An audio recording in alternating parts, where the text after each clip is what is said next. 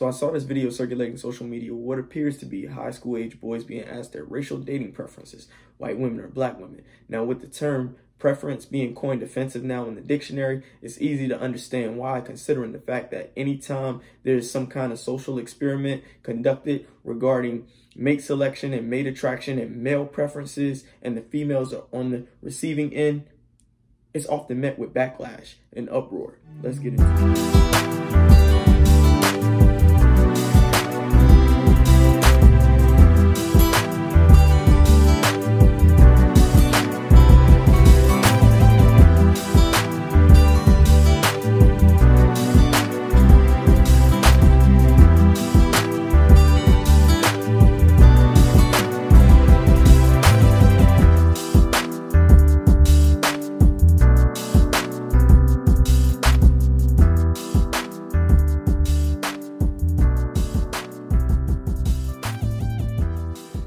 Now, this video is interesting to me because I wanted to see how the women actually responded to male preferences, which is no surprise, very hypocritical and contradictory, because anything that's not advantageous for women, they don't like it.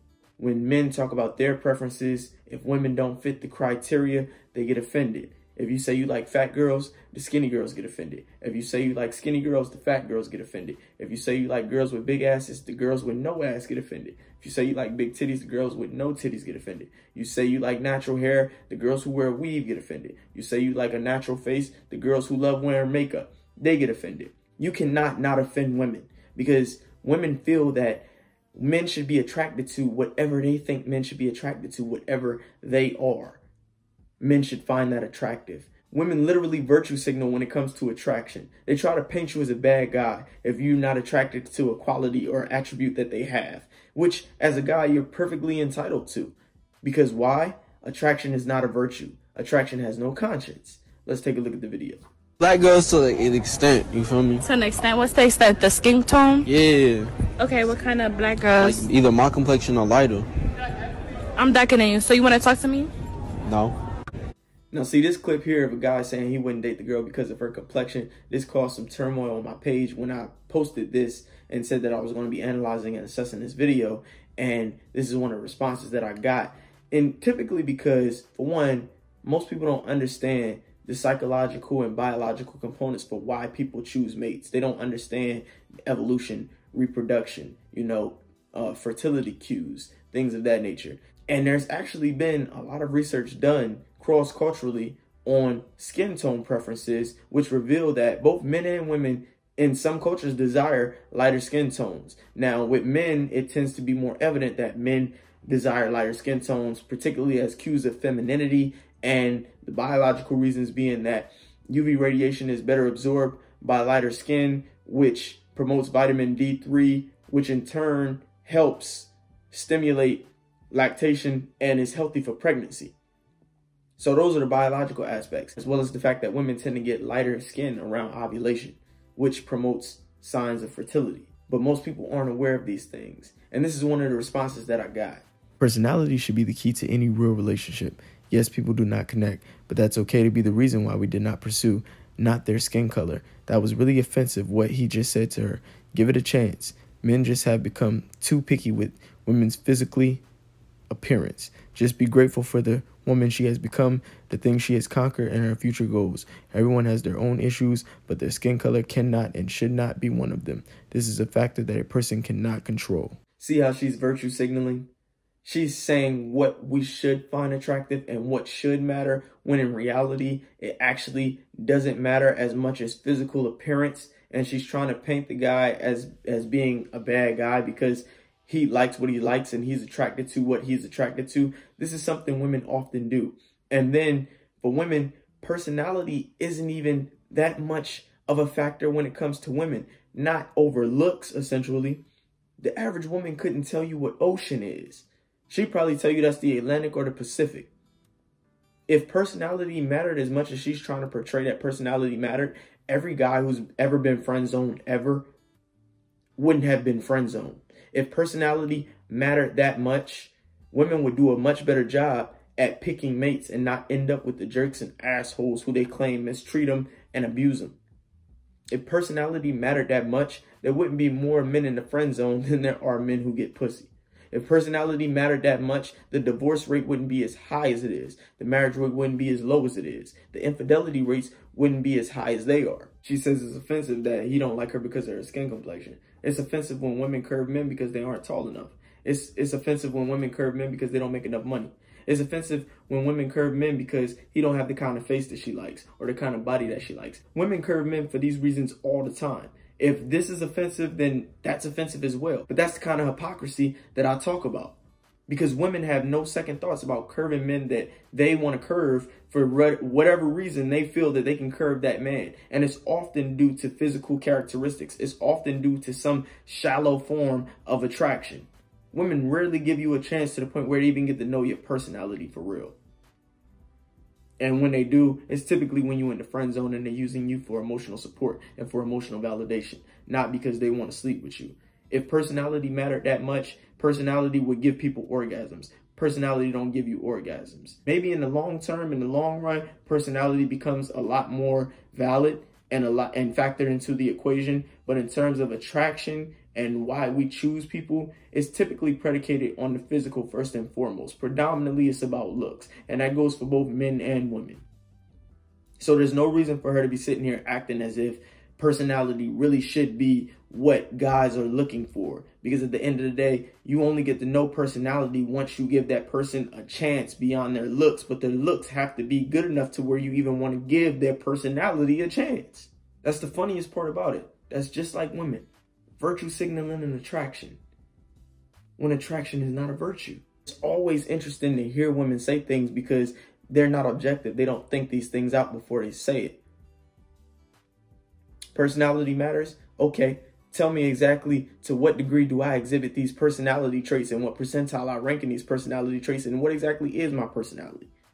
You wouldn't be able to. Why? Because while you're sitting there trying to assess my personality, your brain is high on endorphins. And for the next 6 months, you won't be able to accurately assess my personality at all. You even know me. You might as well just I pick understand. White girls did shit. White girls ain't as judgy. They're like, y'all judging me and y'all mean. That's double negative, y'all. All right, so I like Asian girls, really. My man said he like Asian girls. That's a good choice. You know, I have noticed, because I've dated a couple Asian women myself, and they do tend to be more traditional, more conservative, more submissive, more accepting of their roles and their nature, and more feminine. So that's not a bad choice. Asian women, I like Asian women. I love all ethnicities, honestly. I'll date any woman, but I really like the mentality and the attitudes of Asian women as well. Yes. Why? Because you gotta show the dark chocolate some love sometimes. You like dark chocolate? He likes all the flavors of the ice I got cream. all types, yeah. You know how I go. Okay. Which do y'all prefer, black or white females? White. Like. I just like white females. You like white? They less ghetto. White. Who you say more freaky? White girls. White girls? Okay. Black or white females? White females. All right, why? Good. Black or white females? Black. All right, why though? Cause like, number one, like they got big ass booties and like you just like bond more with them because you know you say racism, sure. right? Black or white females? White girls. Black girls, why you say that? I said white girls. Oh, you say white girls, why you say that? You know they let you do it. Yeah, you know, they let you do what you want, for sure. So you with a black girl right now or you with a white girl? I'm with a black girl. With a black girl, all right. For black or white females?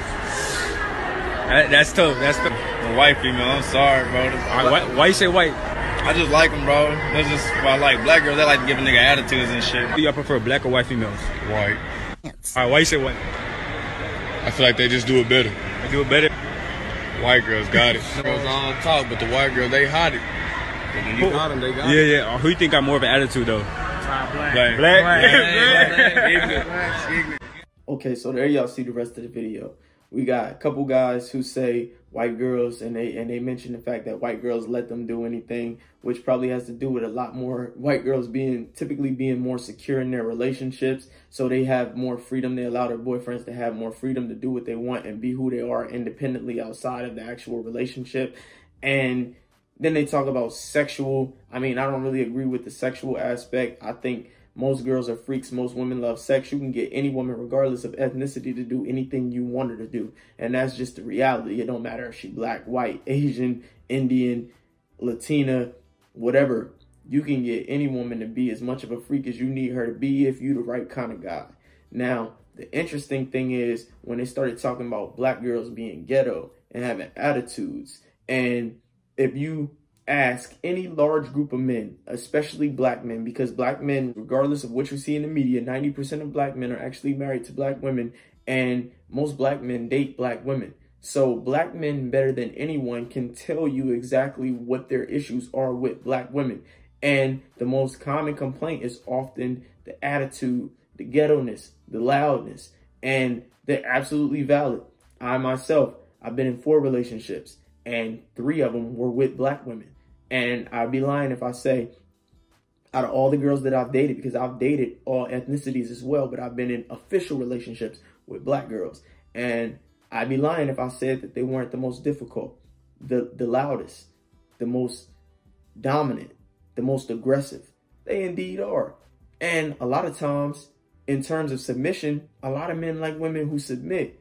And in Black American culture, the family structure is damn near diminished.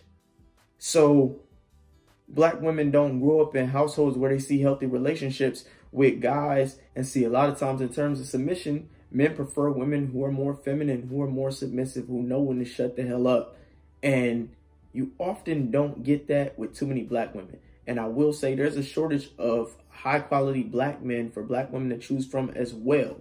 But this conversation isn't about black men. And there's a lot of Rasputians and a lot of Angelas out there in the black community. And that's just the reality of it.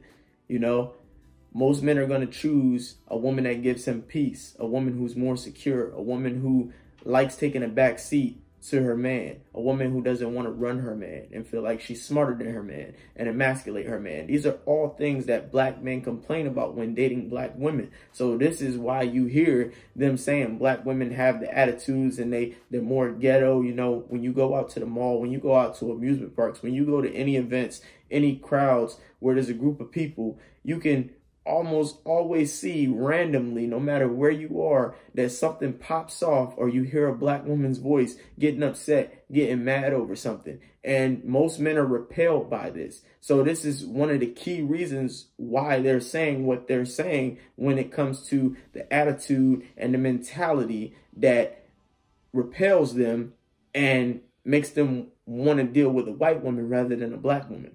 Now, these are repugnant realities. And when it comes to mate selection, relationships, attraction, there's plenty of studies, there's plenty of research. You have to take into account the perspectives of both sexes.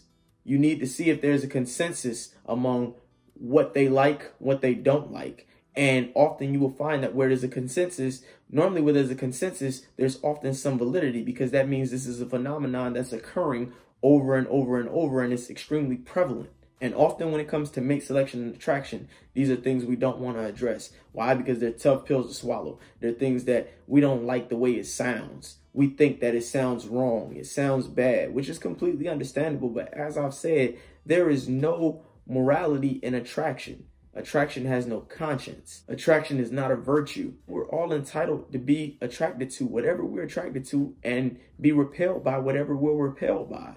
Now, can we be unreasonable and unrealistic?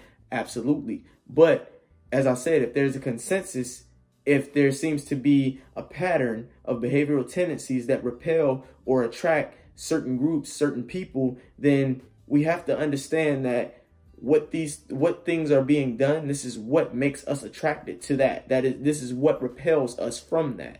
And we have to take that into account. We can't just keep saying, regardless of what people say, you know what I'm saying, I ain't changing, I ain't doing that. Because at the end of the day, we can absolutely be detrimental in our behaviors and our mentalities. We can be toxic. So it's good to take criticism and take into account things that ultimately improve your dating experiences. But at the end of the day, like I said, everyone is entitled to their preferences. Everyone is entitled to what they're attracted to. Everyone is entitled to what they're repelled by. Doesn't make you a bad person.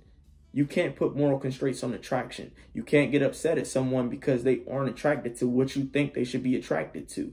And you can't get upset at someone because they're attracted to things that you don't have. It's just one of those tough pills you have to swallow. Life ain't fair. And attraction is one of the things that makes life not fair. And that's just the brutal reality. Over and out.